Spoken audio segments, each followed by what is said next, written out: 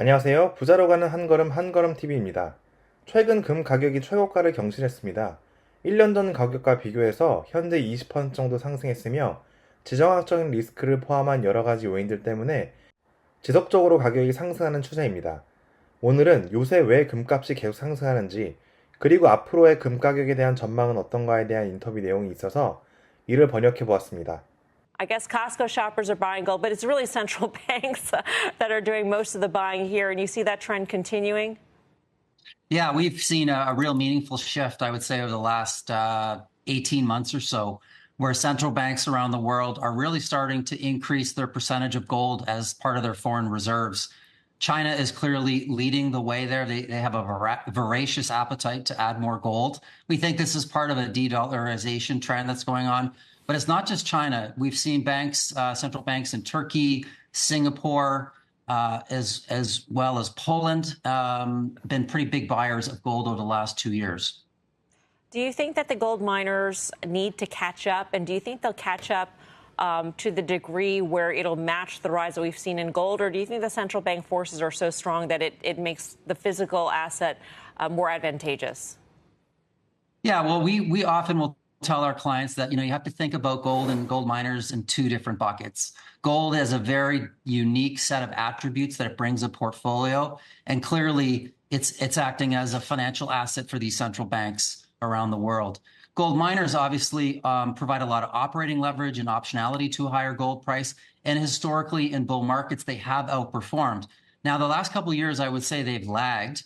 And that's just really because there's been a very strong underpinning of gold buying support by central banks. And we haven't seen that same kind of support from institutional and retail investors for gold stocks. Part of that was because I think profit margins were under pressure as inflation had eroded some of their profitability. But we definitely, in the last 6 weeks or so, have seen gold stocks, I think, perform much better. And I think that's a very healthy sign that there's some appetite returning. Hey, John, it's Tim. Thanks for joining us. I guess the institutional part of this move, I think, also is something that's really should be emphasized because spot pricing gold is ultimately what analysts do and create a lot of their models for. And we've started to see almost mechanically you have to see upgrades even for miners based upon this. But get back to, again, the core investors that been following Sprott forever and invest in your funds. Seems to me this gold move is so underrepresented by institutions. Can you speak to that? Yeah, you raise a really good point.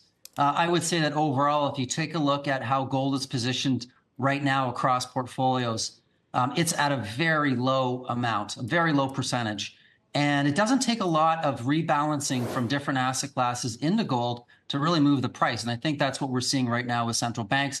They seem to be, as our market strategist Paul Wong recently wrote, totally price insensitive to the gold price. They just keep buying when it's available. When you think about institutional investors, the best barometer for their interest and demand for gold is in the ETFs, and we track those every day. And they've been in net redemption globally for the last year or so, which tells us that institutional investors are really not interested in gold. Now that's starting to change a little bit. We've seen some green shoots. Even our physical gold trust today, we raised over $35 million of new capital, so we'll be buying gold on Monday. So we are starting to see some green shoots, but I would say it's really been Eastern investors, including Chinese retail investors, that have really been underpinning the demand, and Western investors have largely ignored this rally, which we think over time, especially if we start to see some heightened geopolitical risks, we're going to see a shift back to the safe haven. So do you think that that's just the geopolitical risk that'll sort of catalyze Western investors, institutional investors, that is, to buy gold? And historically, is there an allocation that we should think about in terms of the gold market? Western institutional investors typically are allocated this much to gold, and right now they are at this level?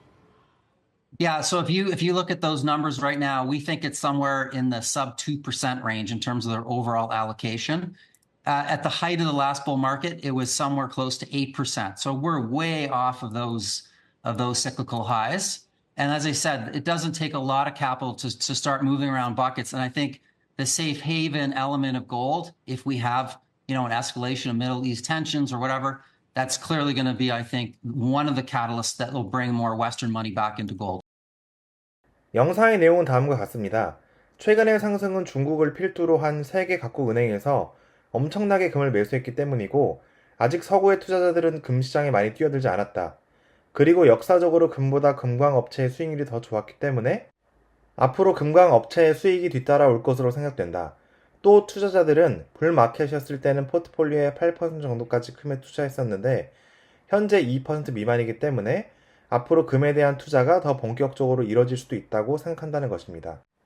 23년 전체를 보았을 때 중국 중앙은행이 전 세계 중앙은행 중에서 가장 많은 양의 금을 매수했습니다.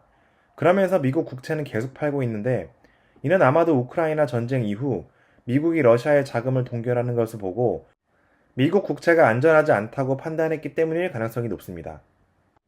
중국이 미국의 국채를 팔고 금을 사는 경향은 추측컨대는 미중 간의 대립이 심해지면서 더 커질 가능성이 높다고 생각되며 미국 채권의 가격을 하락시키는 데에도 어느 정도 영향을 미칠 것입니다.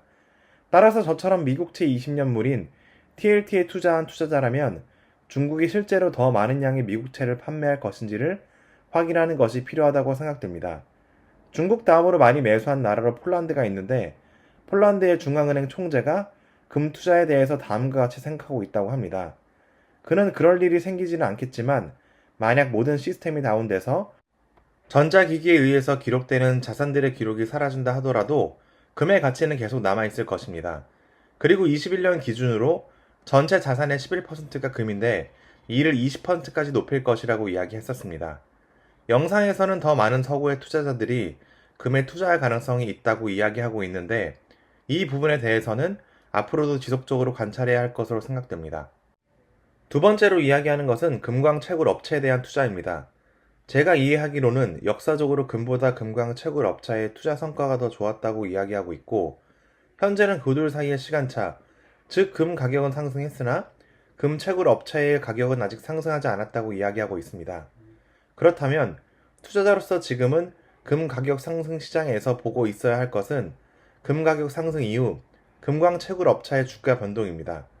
금광 업체 관련해서 가장 큰 ETF로 바네크에서 나와 있는 바네크 골드마이너 ETF가 있는데 최근의 주가는 지난 5년 정도의 중간 가격 정도입니다.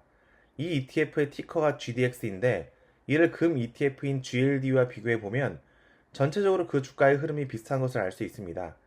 최근 GLD는 상승하고 있으나 GDX는 아직 많이 상승하지 않았기 때문에 금과 관련된 자산에 투자하신다면 GDX에 대해서 관심을 가지는 것도 한 가지 방법이라고 생각합니다. 오늘은 금 투자에 대한 영상을 준비해 보았습니다. 저는 전문 투자자나 번역가가 아니기 때문에 부족한 점이 있을 수 있습니다. 최대한 틀린 정보는 전달하지 않으려고 합니다. 오늘의 영상이 도움이 되었다면 구독, 좋아요, 알림 설정 부탁드립니다. 감사합니다.